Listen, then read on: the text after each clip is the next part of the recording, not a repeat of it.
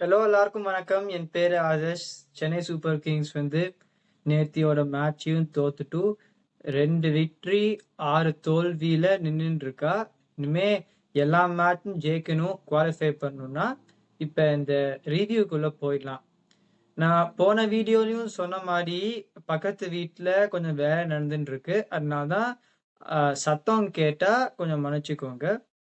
இப்ப பிளேயிங் 11 பார்த்தோம்னா Mumbai Indians playing 11 கிட்டத்தட்ட நான் சொன்ன பிளேயிங் 11ஓட தான் போனா. பவுலிங் ஃபர்ஸ்ட்னால ரோஹித் சர்மா, இம்பாக்ட் சப். எனக்கு ஒரு இன்க்ளூஷன் தான் எனக்கு புரியல. இப்ப நான் என்ன சொன்னேன், Karan Sharma will be the impact சப்னு சொன்னேன். Mumbai were to bat first. இருக்கிறதுலே 4 சீமர் இருக்கா இந்த 11ல. Hardik Pandya, Deepak Chahar, Jasprit Bumrah, Trent Boult. இதுக்கு அப்புறமாவும் அஸ்வினி குமார கொண்டு வந்தது எனக்கு புரியல. ஏன்னா ஒருத்தரை இன்டர்வியூ பண்ணா பரஸ் மம்ப்ரேன்னு நினைக்கிறேன். I don't know I think it was him. அவர் என்ன சொன்னார்னா, டு ஃப்ரீ அப் பும்ரா இந்த பவர் பிளே நம்ம அந்த அஸ்வினி குமாரை கொண்டு வந்திருக்கோம்னு சொன்னார். அப்ப Hardik Pandya is reluctant to bowl இந்த பவர் பிளேயான்னு தெரியல. ஏன்னா 2 ஓவர் போட்டு 13 ரன் தான் கொடுத்தாரு. Is bowling well. எதனால ஹீ வுட் நாட் பவுல் இந்த பவர் பிளே? ஏன்னா அந்த 4வது சீவர் விளையாடுறதுக்கு தேவையே இல்லை. அந்த 2 ஓவர்னால தான் CSK got to that 170 yard. இல்லைன்னா ரன்னே வந்திருக்காது. மிச்சல் சாண்ட்னரும் அவரோட 4வது ஓவர் போடல. ஸோ நான் ஒரு இன்க்ளூடட் த எக்ஸ்ட்ரா ஸ்பின்னர். ஆனா அதான் இந்த காம்பினேஷனோட தான் போனா. இப்ப சிஎஸ்கேன்னு பார்த்தோம்னா நான் என்ன சொன்னேன், இப்ப Dewald Brevis was available to play. அங்க அதான் கிட்டலாம் போய் நின்று இருந்தார். ஆயுஷ் மாத்ரே, ரச்சின் ரவீந்திரா ஓப்பனிங், ஷைக் ரஷீத் நம்பர் 3ன்னு சொன்னேன். ஆனா ஆயுஷ் மாத்ரே இந்த மேட்ச் நம்பர் 3 ரொம்ப நல்லா பண்ணார். So I think they can go with that top 3. ஆனா டியூவல் பிரேவிஸ் நம்பர் 4ன்னு சொன்னேன். அவ போன மேட்ச் மாதிரி ஜேமி ஓவர்டனை விளையாடினா. அப்புறம் இம்பாக்ட் சப் லிஸ்ட்ல ரவிச்சந்திரன் அஸ்வின் அண்ட் அன்ஷு கம்போஜ். இப்ப நான் 2 பேருமே பிளேயிங் 11ல விளையாடணும்னு நான் சொன்னேன். இந்த கேஸ்ல one of Ashwin and Anshu Kamboj would not be taking part in the match. அது எப்படி யோசிச்சான்னு எனக்கு புரியவே இல்லை. அப்புறம் நம்ம 2 ஸ்லாட் எனக்கு பொறுத்த வரைக்கும் ஒரு தேவையில்லாத ஒரு ஸ்லாட், அதாவது வேஸ்ட் ஸ்லாட்னே சொல்லலாம் இந்த மேட்ச் பொறுத்த வரைக்கும். Jamie Overton and Vijay Shankar நம்ம போக நான் சொல்லுவேன் எதனால வேஸ்ட் ஸ்லாட்னு நான் சொல்லுவேன். இப்ப பவர் பிளேல சிஎஸ்கே 48 for 1. நிறைய பேர் சொன்னா not starting off well, boundary வரலன்னு சொன்னா. கண்டிஷன்ஸை புரிஞ்சுன்னு பேசினா இந்த மும்பைல நான் 40 for 1ன்னு சொன்னேன். 48 for 1 in my view. You are ahead as a batting side in the power play. ஆரம்பத்துல இப்ப ரச்சின் ரவீந்திரா கொஞ்சம் வீச பார்த்தார். தென் he was dismissed of Trent Boult. ஆனா அதை தவிர ஆயுஷ் மாத்ரே நம்பர் 3ல அந்த இம்பார்ட்டன்ஸ் இந்த கடைசி 3 ஓவர்ல கொடுத்தார். But 48 for 1 I thought is a very good power play. அங்கேருந்து இப்ப ஒரு 4 ஓவர் ஃபேஸ்ல after the 2 wickets fell think ஒரு 14 ரன் தான் வந்தது. ஷைக் ரஷீத் நான் முன்னாடியே சொல்லியிருந்திருக்கேன், ஒரு T20ல ஒரு எக்ஸ்ப்ளோசிவ்னஸ் இருக்கா அவருக்கு? இல்ல. But it's a very good talent. போன மேட்ச் கிளாசிக்கலாவே அக்சலரேட் பண்ணார். இந்த மேட்ச்ல அந்த அக்சலரேஷன் கிடைக்கல. 19 of 20. அதுக்கப்புறம் நான் ப்ரீவியூல என்ன சொன்னேன், ஒரு 16 for 2 in 2.3 overs Jadeja number 4 இறங்கினா you can think okay we don't want to lose more விக்கெட்ஸ்னு. 57 for 2 7.3. ஒரு 2 ஓவர்ல அடிக்கிற ஃபேஸ் ஆரம்பிக்கணும். அப்ப போய் ஜடேஜா இறக்குறதுல எனக்கு புரியவே இல்லை. அந்த ஜடேஜா தூபே பார்ட்னர்ஷிப் ஆரம்பத்துல தான் அந்த பவர் பிளேக்கு அப்புறமாவே நான் என்ன சொன்னேன், ஒரு 80 for maximum 2ன்னு சொன்னேன். அவ 70 for 3 in 10 overs. அதுக்கப்புறமாவும் ஒரு 2 ஓவர் ஆச்சு டு கெட் அக்சலரேஷன். இப்ப ட்ரெண்ட் போல்ட் 3வது ஓவர் 4வது ஓவர் கொஞ்சம் சுமாரா போட்டார். அஸ்வினி குமார் 2 ஓவர்ல 42 ரன் கொடுத்தார். அவ அந்த இப்ப ட்ரெண்ட் போல்ட் 4 overs. அஸ்வினி குமாரோட 2 ஓவர் போடுறதுக்கு பதிலா ஹார்திக் பாண்டியாவோ மிச்சல் சாண்டரோ போந்தா இந்த 176 கூட வந்திருக்காது. And CSK still got to 142 in 16 overs. நான் என் ப்ரீவியூல 190 if you play the correct bowling attack ன்னு சொன்னேன். அவ கரெக்ட் 11 விளையாடல. CSK got to 142 for 3 in 16 overs. அதுக்கப்புறம் நான் வந்து ஜடேஜா வந்து 14 பந்து எடுப்பர், ஸ்பின் அடிக்கிறதுக்கு 14 பந்து எடுப்பாருன்னு சொன்னேன். ஒரு 30 பந்து விளையாடிட்டு மிச்சேல் சாண்ட்னர் அந்த கடைசி ஓவர்ல போறச்சே வைடா போட பாக்குறார். அந்த ஹிட்டிங் ஆர்க்குக்கு வெளியில போட பாக்குறார். அவரை வந்து அடிக்க முடியலன்னா எந்த பிரயோஜனம் when he walked out at number 4 எனக்கு புரியல. இப்ப கடைசி ஓவரை யார் அடிச்சார்? பேசறதானே அடிச்சார்.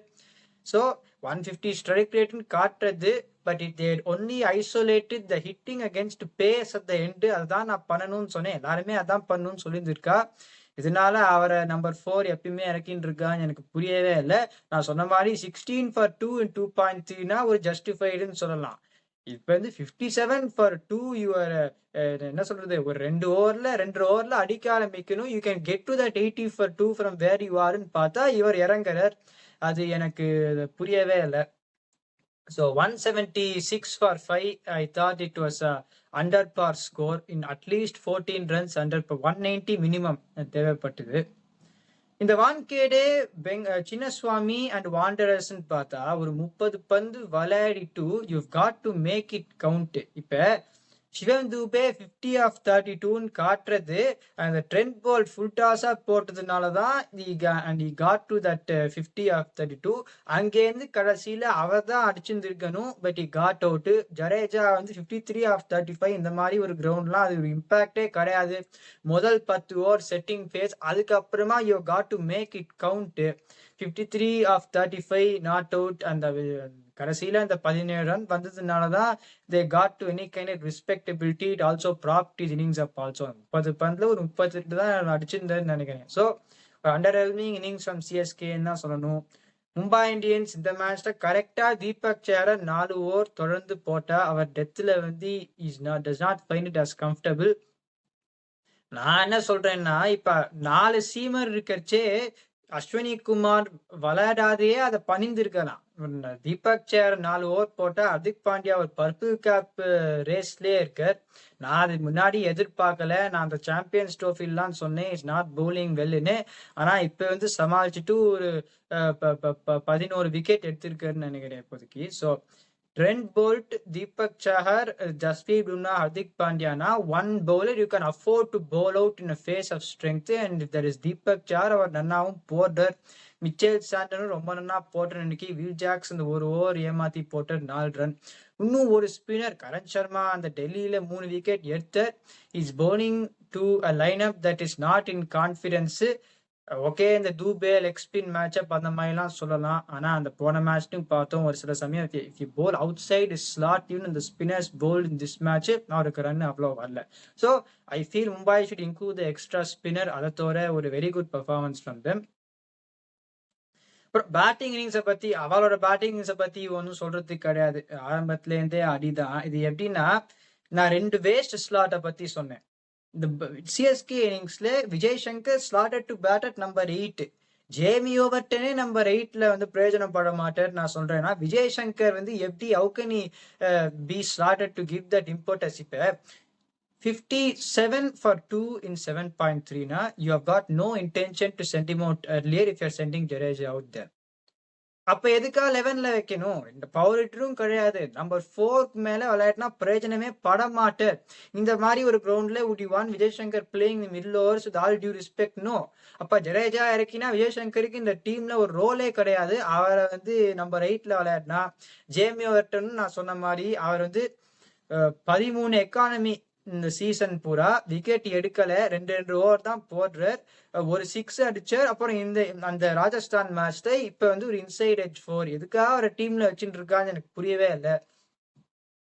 நான் வந்து அஸ்வினை கொண்டு வரணும்னு சொன்னேன். போலிங்ஸ்ல ஸ்டார்டிங் 11லயே விளையாடணும்னு சொன்னேன். அவ கரெக்டா பண்ணா. இப்ப அந்த எக்கனாமிக்கல் ஃபிங்கர் ஸ்பின்னர் டூவல்னு சொன்னேன். பவர் பிளேலையும் compared to bowling in Chennai if he bowls Rohit Sharma and Ryan Rickelton because of confidence basis நான் பவர் பிளேல போட வேண்டாம்னு நான் சொன்னேன்.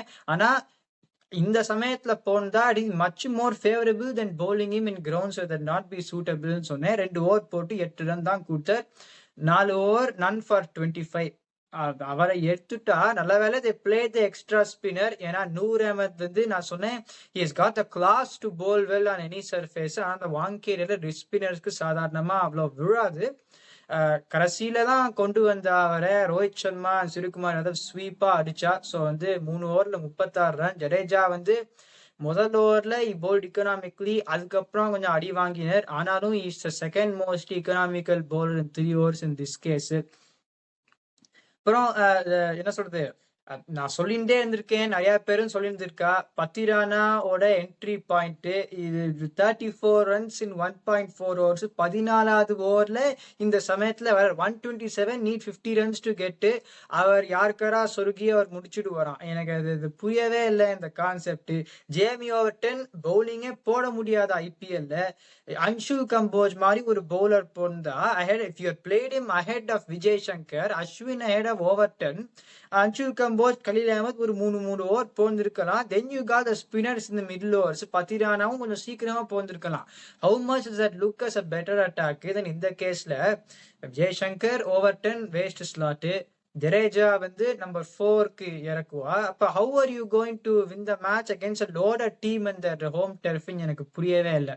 சிஎஸ்கே வந்து எனக்கு பொறுத்த வரைக்கும் அவுட் ஆஃப் த டோர்னமெண்ட் தான். இனிமே புது ஆள்லாம் விளையாட பார்க்கணும். ஒரு கரெக்டான 11 இப்ப மேத்தமேட்டிக்லி ஸ்பீக்கிங் தே இந்த டோர்னமெண்ட். ஆனா விளையாடுறத பார்த்தா அவ வந்து they don't look like progressing further.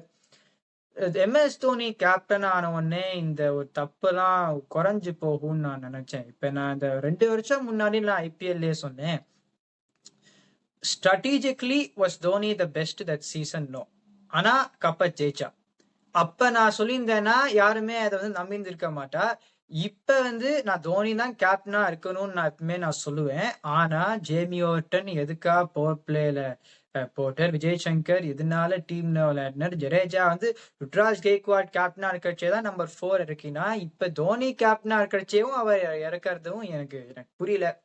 So நான் திருப்பியும் சொல்றேன், என்னோட 11 would be இப்ப டியூவல் பிரேவிஸ் இருக்கர், you got a free overseas slot, effectively 2 free slots. ஏன்னா ஓவர்டன், பத்திரானா 2 ஒரே 11 விளையாடுறது வந்து and you are not using either of them correctly, 2 free slots. நான் என்ன பண்ணுவேன்னா ரச்சின் ரவீந்திரா இப்போதைக்கு if you want to put him as opening, Dewald Brevis number 4. நான் வந்து நம்பர் 4க்கு முன்னாடி இந்த கண்டிஷன்ஸ்ல இறங்கக்கூடாதுன்னு சொன்னேன்.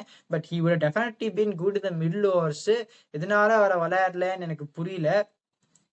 Then you got both Anshu Kamboj and Ashwin playing in the 11.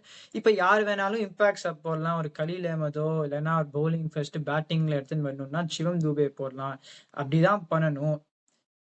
எனக்கு புரியவே இல்லை எதனால they did not go this combination. ஒருத்தர் டியூவல் பிரேவிஸை சைன் பண்ணிட்டு கிட்டலாம் போன்னு நின்று இருக்க, அவரை அதுக்காக விளையாடலன்னு எனக்கு புரியல. ஸோ அப்படிதான் நான் சொல்லுவேன். CSK will not qualify from here on. ஆனா ஒரு புது ஆள்கிட்ட ஒரு வாய்ப்பு கொடுத்து ஒரு டீம் காம்பினேஷன், கரெக்டான ஒரு டீம் காம்பினேஷனை எடுத்தா இந்த கடைசி 6 மேட்ச்லயாவது கொஞ்சம் கௌரவமோட விளையாடலாம். இல்லைன்னா கொஞ்சம் ரொம்ப ஒரு கேவலமா இருக்கும் பார்க்கறதுக்கு. சச்ச ஒரு கிரேட் பிரான்ச்சைஸ் இந்த மாதிரி விளையாடுறது.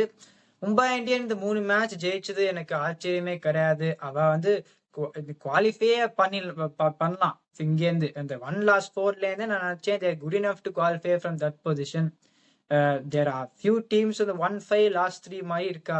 இந்த வருஷத்துல வந்து ஒரு 2 நன்னா விளையாடின team are going to miss out. ஏன்னா இந்த சிஎஸ்கே, ராஜஸ்தான் ராயல், எஸ்ஆர்ஹெச் இப்பே ஹாஃப் வே ஸ்டேஜ்ல எலிமினேட்டட்னால இந்த கேகேஆரும் I don't think will get through. So I got 4 teams playing very poorly. அதனால்தான் there lot of teams playing well this year. யாரு qualify பண்றான்னு பார்க்கலாம். இந்த வீடியோ என்ஜாய் பண்ணீங்களா? லைக் போடுங்க, சப்ஸ்கிரைப் பண்ணுங்க, இருக்கிற ஃப்ரெண்ட் தான் மை ஒப்பீனியன். வாட்ச்.